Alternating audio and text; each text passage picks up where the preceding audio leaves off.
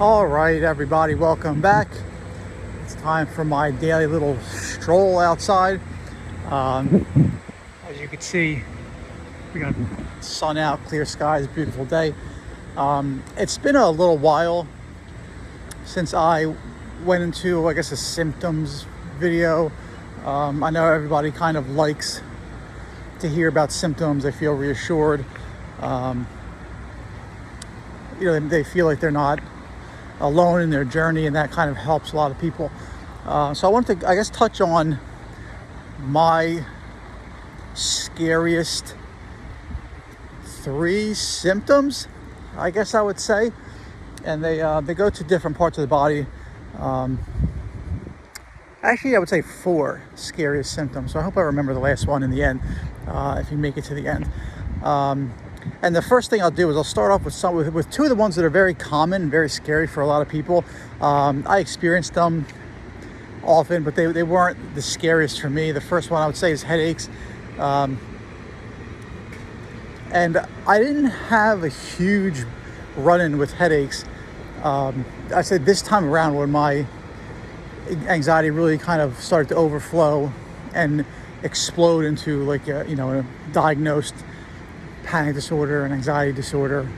But about 10 years ago, when my anxiety first, I guess, started to manifest, I didn't really notice it at the time. I didn't put any kind of thought into it. But when it first started to manifest as physical symptoms, which was mainly like heart flutters, I was experiencing headaches all the time. And it was pretty constant, like 24/7 for about a week.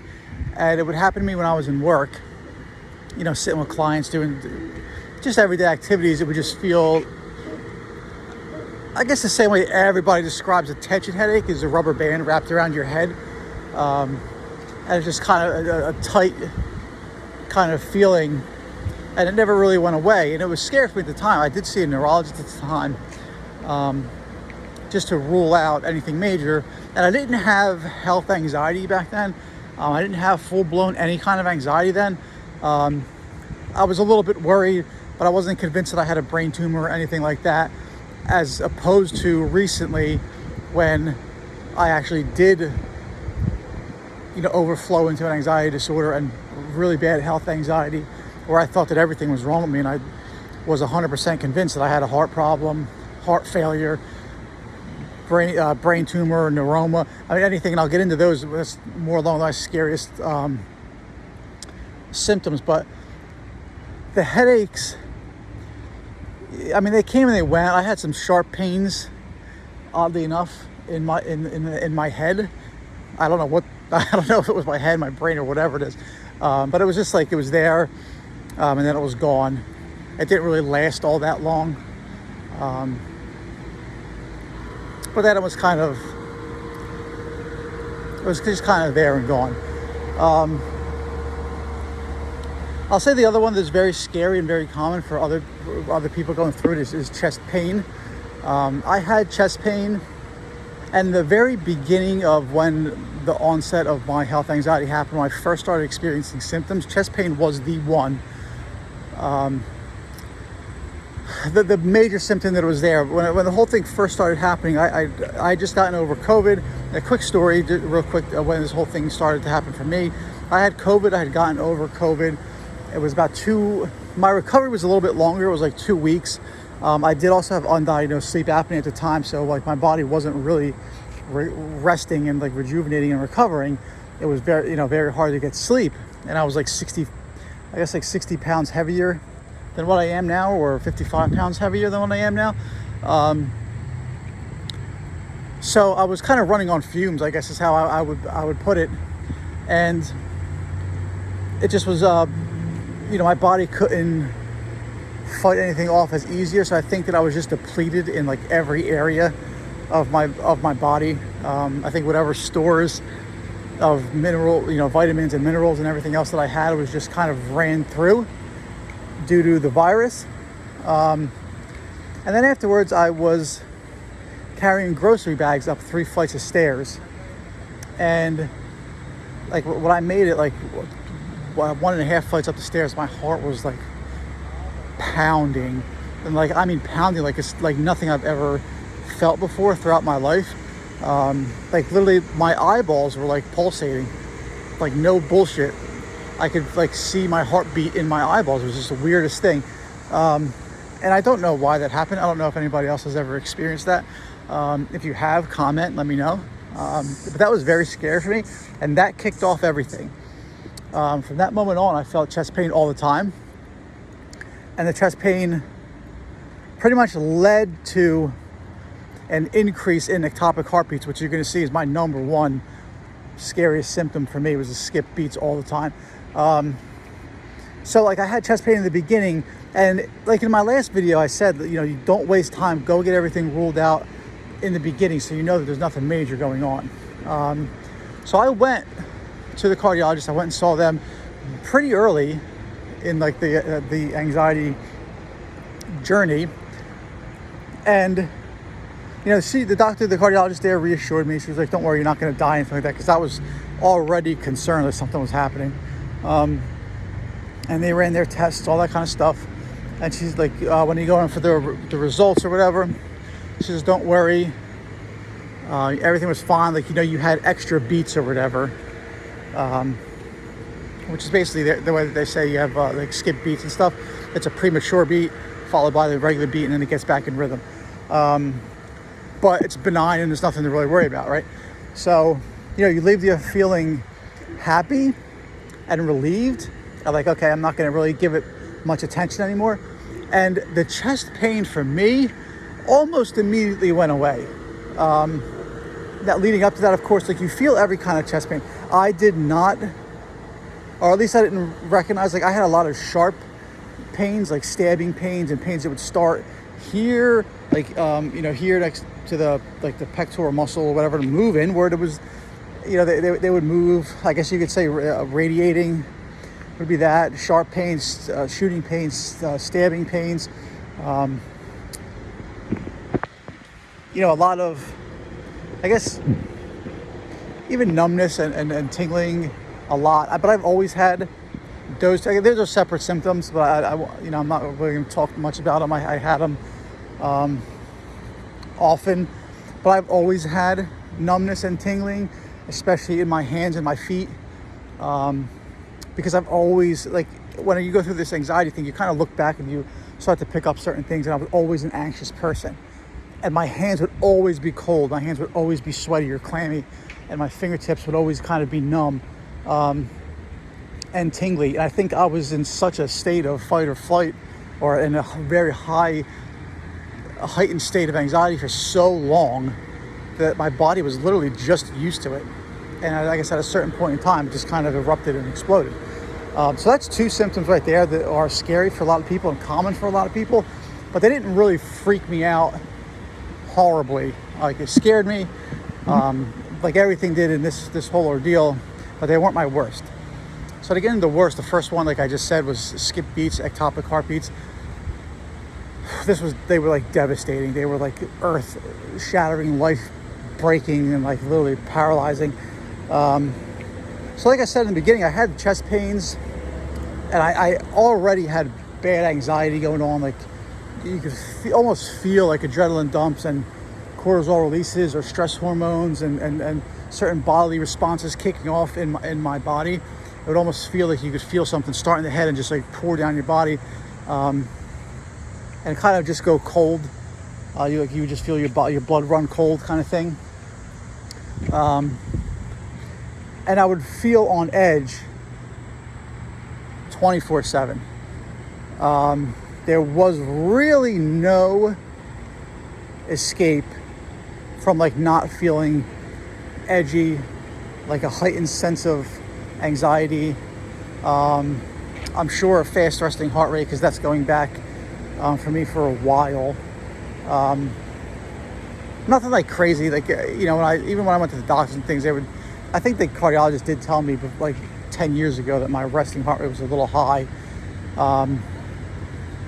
But I think it was still like in the high 90s. Like, I guess it wasn't even over anything that would be, I guess, considered, you know, tachycardia or whatever. And again, being somebody who was always anxious, I guess it's not really all that uncommon. It's still scary. But, you know, it went on for a while. I guess that is actually, I guess you could say 5 scary symptoms. Because high resting heart rate is definitely something that scared me also.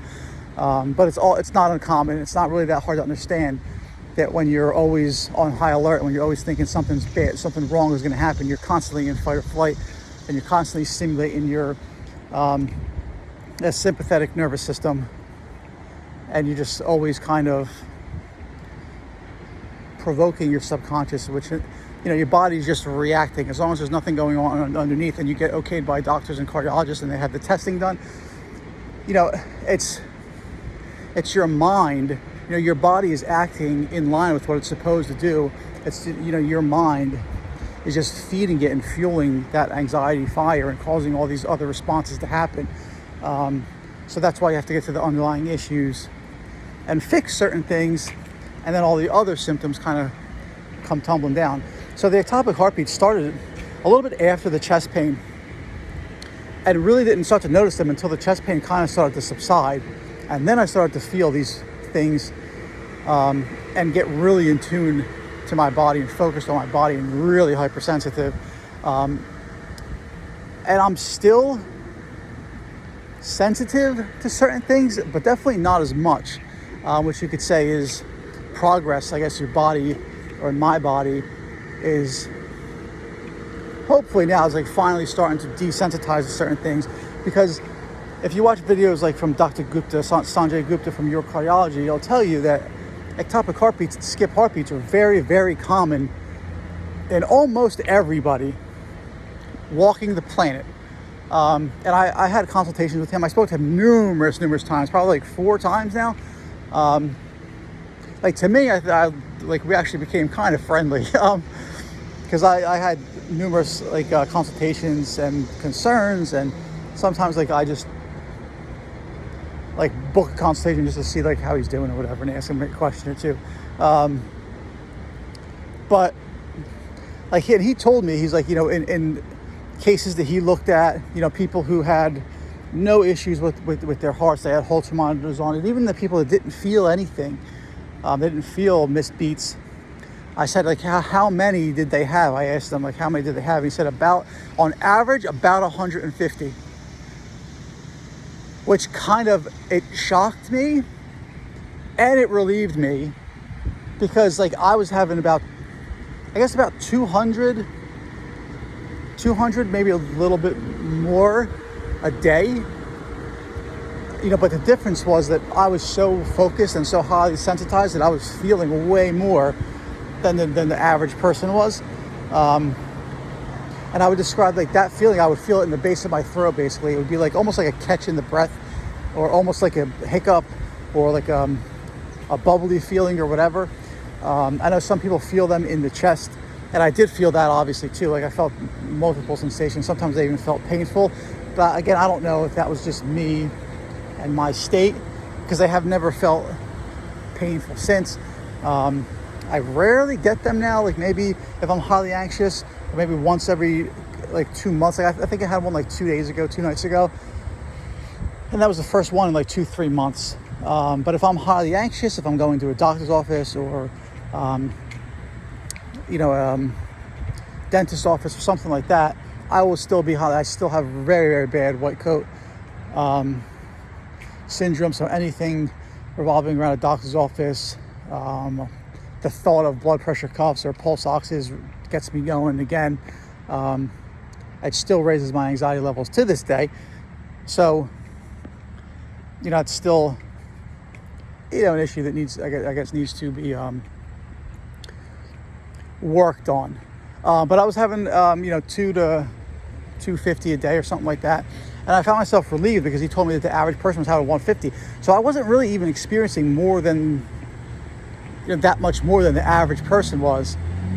But I was feeling so much more. And like he puts it in one of his videos, like, your heart is like a machine, but it's not perfect.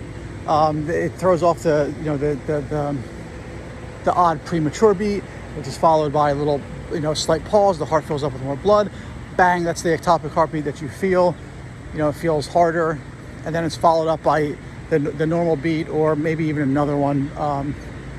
But 99% of the time, it's not dangerous. It's just benign. It's just a natural thing that occurs in the body, and it's not anything to be kind of scared about. But I was feeling multiple a day, like 40 to 50 a day, that I was actually feeling, and it was just like a nightmare. And it was like, it left me just paralyzed and in fear that something was going on with my heart, that they were missing something, that I had like early stages of heart failure or something like that. And I would just found myself falling further and further, afraid to exercise, afraid to do anything, thinking that something was going to happen, thinking that my heart was going to stop and I was just going to fall over, which kind of got so ingrained in me that made it so hard for me to do anything that would either raise my heart rate or get my blood pumping. And even though now, like, I make videos, I'm outside walking and doing stuff like that, like, the negative thoughts can still pop into my head, and they can still cause me to, like, maybe catastrophize a little bit, but it's just a massive difference as opposed to what I allow to come into my mind, or what I allow myself to focus on. Like, I definitely do a better job now of not allowing those things to like beat me down and keep me in such like a dark place. But yeah, like those, off beats were literally the most paralyzing thing that I went through. And it kind of all came to like a head when like I woke up one morning at like 4:00 in the morning. And I think this was also pre-sleep apnea diagnosis. I woke up 4:00 in the morning, and I was already fearing like ectopic heartbeats. All day I would just sit around and wait and be so fearful of when the next one was going to happen. And you just sit there and you just like wait, and you can't get your mind. It's like your mind is going two different places. You want to focus on the present, you want to focus on the here and now, but your mind is just on your body. It's just on your heart and what's going on. So you become very in tune. You become very in tune to your heartbeat. You can feel your heartbeat and things like that. That's also something that freaked me out. If you're somebody that is in that area right now, you're not alone with that. Feeling your pulse and all that other kind of stuff. But I woke up this morning, and I woke up in a nocturnal panic attack. Most of my panic attacks were nocturnal. I did a decent job of containing myself throughout the day. I was always highly, highly anxious. Not often did it result in panic attacks. That's why most of mine, I guess, started to like spill over when I was asleep. So I woke up, my heart was pounding, and then like the skip beat started happening. And this was either bigeminy or trigeminy. I don't know which one it was, but it was literally every couple of beats, it was off. Every couple seconds it was off. I went to the emergency room. My heart rate was like 130, 140 when I was in the emergency room. They had to give me Ativan and one of the other kind of popular medications. Ativan, I can't remember the name of it. But anyway, they gave me both of those, like a double dose, and I still, like, my heart still wasn't calming down. Like, I was petrified. I was literally petrified. I was thinking that something was going wrong. I could not envision what the hell the rest of my life was going to be like. Like, I could never like go through the rest of my life feeling like that. I broke down in the doctor's office. I was crying in the hospital because I didn't know what the hell was going on. All I knew was like my life was literally crumbling and falling apart. So again, like that whole phase was literally horrible. Literally, probably that was I think the worst morning of my life. And I thank God for people like Dr. Gupta who have those videos out there full of like inspiration and full of hope. That if you are somebody who is suffering with that, number one is it's not a death sentence. Number two is there are ways to go about lessening them and lessening the frequency of them, either by dietary changes, lifestyle changes, sleep changes, relationship changes, and stress and anxiety changes overall. There are ways to start to go about lessening them. So if anybody has these issues and you come across my videos and you still want to look a little bit further into it, Dr. Sanjay Gupta, Your Cardiology, Ectopic Heartbeats, type it in there. You want to watch away. I think all of his videos are great. I remember I still have playlists from him, like in my YouTube saved.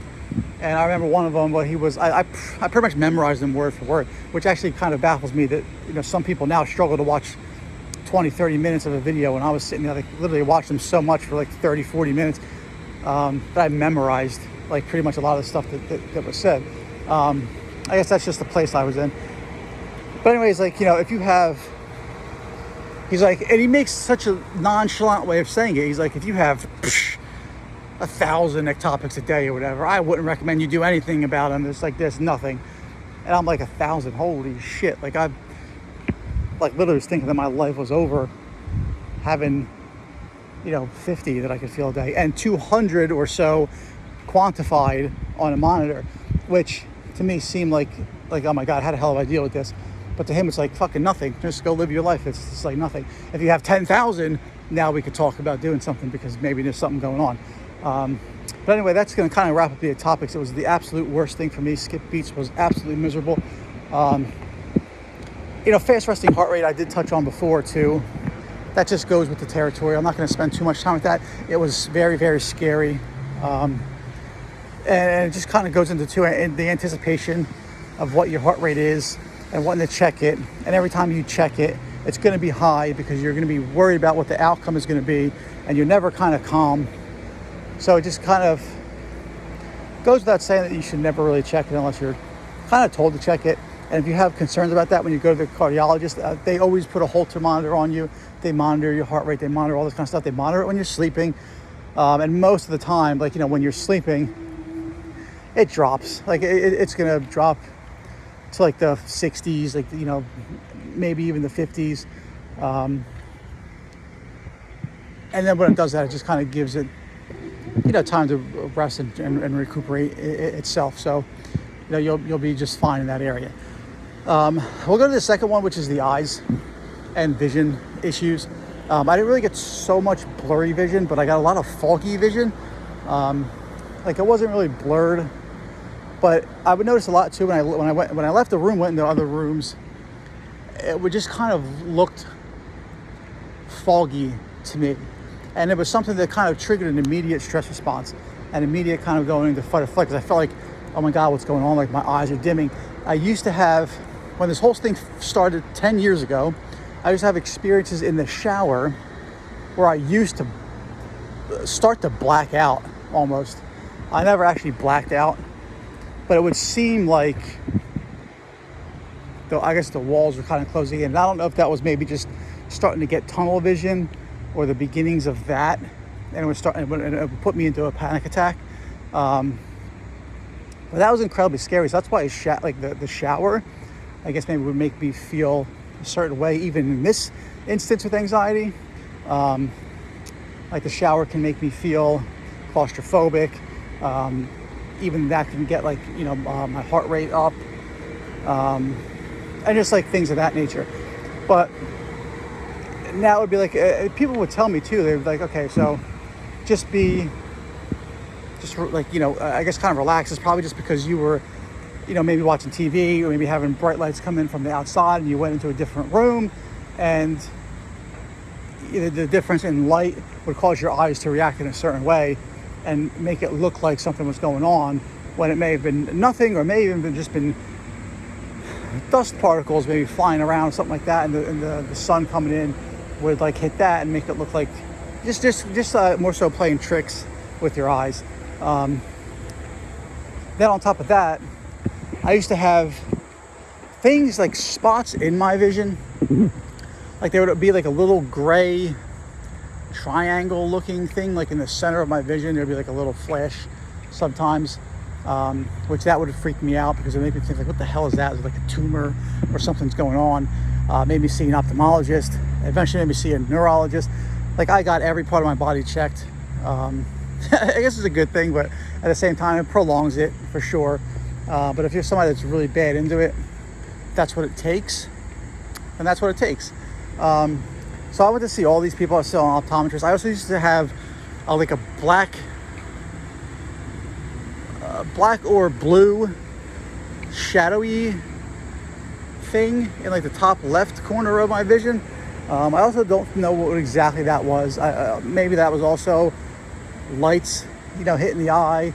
And, obviously when you're anxious, you focus a lot more on everything because you don't feel like things are normal. So you do tend to pick up everything. So it could have just been a simple little thing. And I'm seeing it in the top left of my vision and I'm thinking like, oh my God, what the hell is going on? And that's freaking me out. And not knowing what the hell's happening. And then again, thinking that, okay, is there a tumor going on? What the hell? Am I losing my vision? You always catastrophize and think the worst. But again, when I go to an optometrist or ophthalmologist and you get your tests run, everything is fine. Vision's 20/20, pressure of your eyes is fine. Nothing's going on. You go to a neurologist and they run their tests on you and you get, scans done. And I think it's a CT scan of the brain done. And literally everything of that is fine too. I'm like, all right, well, nothing seems off. If anything changes, come back, basically. But those are the eye symptoms that I had that really kind of scared me, especially a lot of times because I was like literally paralyzed. I was in bed. Like I was afraid to move. I was afraid to roll over sometimes because I would feel my heart, or I was afraid that might exacerbate skipped heartbeats. So there's a period of time where it does lead to agoraphobia and you're just afraid to do anything. And when you go out, it's impossible because you can't really do anything because, again, like I said, your brain is kind of split on trying to have fun and enjoy yourself and focus on certain things. But the majority of your time is spent looking inward and waiting for the next thing to come about. So it just gets very rough. And the other one that I want to say, well, the third of the four anyway, is the ear symptoms. That's going to be tinnitus or tinnitus, however you want to pronounce it. And I don't mean light ringing, like when your hearing goes out and you hear like a doo thing for like 3 seconds and then it goes away. I mean 24/7 ringing that doesn't stop, like ever. And you see a lot of this with people who are like either in bands or musicians that do damage to their ears, people who are in the military, they have explosions going on around them, maybe construction workers with like jackhammers and drills and all these kind of loud noise exposures. So for me, I never had any problems my entire life. But then I woke up one day in the height of my anxiety, and I did notice that my hearing went out, freaked me out, went away. And like right from that moment on, I just heard a constant ring. I heard a constant ringing. It never went away. It's still there to this day. It does seem like it's lower now than it was before, which hopefully is going away. And you do see, like, I went to an ENT. That's the thing that leads me to think that I had a neuroma before, an acoustic neuroma, which is a tumor in the ear. So I went and did that and went and did that scan, and that came back fine. And then the doctors tell you, okay, you have noise-induced tinnitus or whatever kind of tinnitus, whatever induces it. But it's like a hearing loss issue, and there's nothing that can be done. Your hearing doesn't pick up higher frequencies, so your brain just makes up for it, and it's just kind of there, and you have to live with it, which sucks to hear, and it does kind of sap you of hope. But there are people who think that that's kind of bullshit, and you can get over that by implementing some of the kind of changes that Dr. Gupta talks about in terms of the ectopic heartbeats and lessening those with dietary, lifestyle, sleeping changes, and all those kind of things. And if you guys want any information on that, I listen to Liam Stops Tinnitus, Liam Stops Tinnitus. He's on YouTube, he's on Instagram. If you have tinnitus and that's something that has hung around with you and is still lasting, check out his pages. He also does a very good job of responding to people. Of someone that has a lot of subscribers, a lot of followers. He does respond to a fair amount of questions, if you DM him. But a lot of stuff, people kind of ask over and over and over again. But he's of the mindset that you can cure that and fix that. And he did it himself for his own tinnitus and tinnitus. So like, I'm not one to believe, and I've seen other people on YouTube and stuff like that tell everybody that they had tinnitus, and it went away. I never had it my entire life, and then it came about when I was in the worst of my anxiety, which did make me think like, oh, it's got to be like a hormonal thing, or a vitamin thing, or a nerve thing. Like, I kind of had to do something to spur this on. And not what they told me, which is like, oh, you just have hearing loss. Like, where the hell did hearing loss come from? In my opinion, that's what I'm thinking. Like, I'm in my 30s. Like, where the hell did I just get hearing loss out of nowhere? Like, I was never in a band. I was never in the military. I never did a construction. I was working an office job. I never been to any concerts. I never had loud noise exposure or anything like that. So that's why, like, I didn't really jive with that. I thought that was kind of a little bullshit. Maybe they just don't know what kind of causes it. But, anyway, I'm still hopeful also that kind of goes away, which goes to show you the difference. When you start to get a little bit healthier in a better spot mentally, you start to look at these symptoms a little bit differently and think that, okay, there are people out there who say that you could beat this kind of stuff, that your body can heal itself. How do I go about doing these kind of steps to get my body in a better place? So that's one of the things that's still hanging around.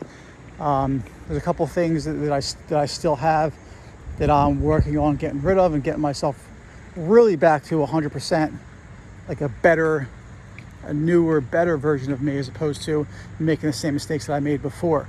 Now, the last one that I'm going to talk about, I did make a separate video on this, but like, one of the scariest symptoms that like I experienced was the lack of symptoms. So I got so caught up. So like, when you're fine and you go through life and you're just ignorant to everything, like, you don't know that like, it's almost like you don't know you have a heart or these inner workings of your body going on. You don't feel anything. You're just living your life. Like, you don't have to breathe. Your body just does it. And that's the normal for you. So when you go into the anxiety space and you fall into this cycle, at a certain point in time, when you start to spiral, like, that becomes your normal. And then your body, as part of my French, but as fucked up as it sounds, your body gets comfortable with that. Like, your subconscious gets comfortable with that.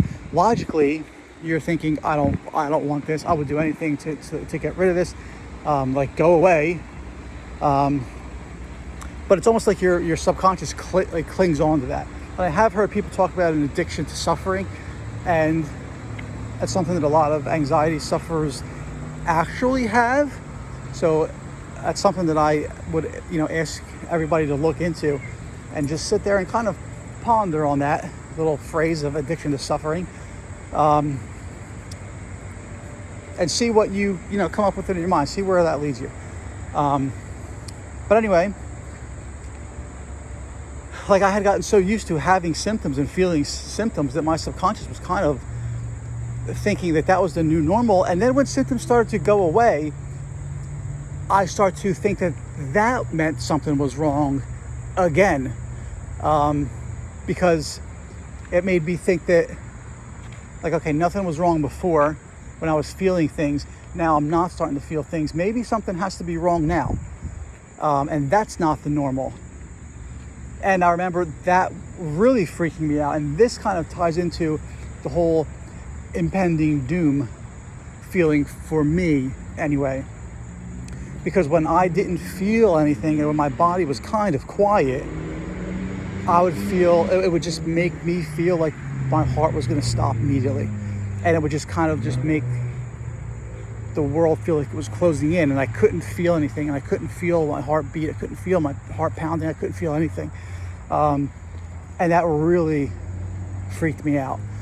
So that was like one of the worst things, and it's because, like, you think that maybe, logically you think that, okay, maybe your body's calming down, maybe you're starting to feel better, maybe you're starting to desensitize, maybe you're starting to come down from like heightened levels of anxiety all the time. And even that leads you to more anxiety, because you're not happy with that, because now you think that, okay, something's definitely got to be wrong now. So it's like a damned if you do, damned if you don't kind of thing. So that even took time for me to even start to get used to. It was in the times where you don't feel anything, and you kind of go back a little bit to normalcy, which is you don't feel your heartbeat, and you don't feel heartbeats in your chest, you don't feel anything. You don't feel 50, 100 skip beats in a day. You don't feel heightened levels of anxiety.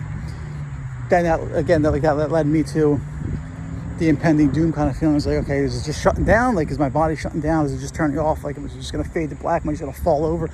All these kind of crazy catastrophic thoughts, fall into your mind. So I guess you could lump that all together with like the lack of a symptom, the impending doom kind of feelings. So like for me, those were the 4 scariest symptoms for me. It was the ectopic heartbeats, the missed beats, the high resting heart rate, because it would make me feel like that came about after the ectopic heartbeats kind of faded off a little bit, because I felt like, okay, there's not an immediate threat, is now there a long-term threat? However long-term would be, is there, did I do damage? Am I doing damage? Every time I look at my heart rate, it's between like 90 and 105 or whatever, you know what I mean? Which I know that there are people who have said the same thing and their heart rates are higher. If you never checked out Trey Jones on here, check him out too. I mean, he talks about his, and he would say that every time he used to check his, and his resting heart rate would be anywhere from between 95 to 125 or 120, 125. And then it would get even higher the more anxious he got. So, your numbers might be higher or lower than mine. Doesn't mean you're any worse off or better off than anybody else, but it's just my own kind of personal tale. So high resting heart rate was another thing that like really kind of scared me. The eye symptoms, the foggy vision, the flashing light, the dark patches or shadowy patches that would be in like the upper left-hand corner of my vision. And then the last one I talked about was the tinnitus or the tinnitus, which was the 24/7 ringing of the ears, never a break. It was always there and is still always there if I pay attention to it. So maybe you can say like you habituate to it, you kind of get used to it, whatever. But that's kind of still there. That's another one that really kind of scared me in the beginning. And then the last one was the lack of a symptom and the impending doom that was like right in line with that. Like they go hand in hand. So those are the scariest ones for me. If you relate to that, if those are the scariest ones for you, comment down below, let me know. Please don't forget, subscribe to the channel if you're new, like the video, set up notifications if you like the content. And, if you have any questions, concerns, anything that you're going through, anything different that really scares you, comment down below, let me know, and I'll catch you all in the next video.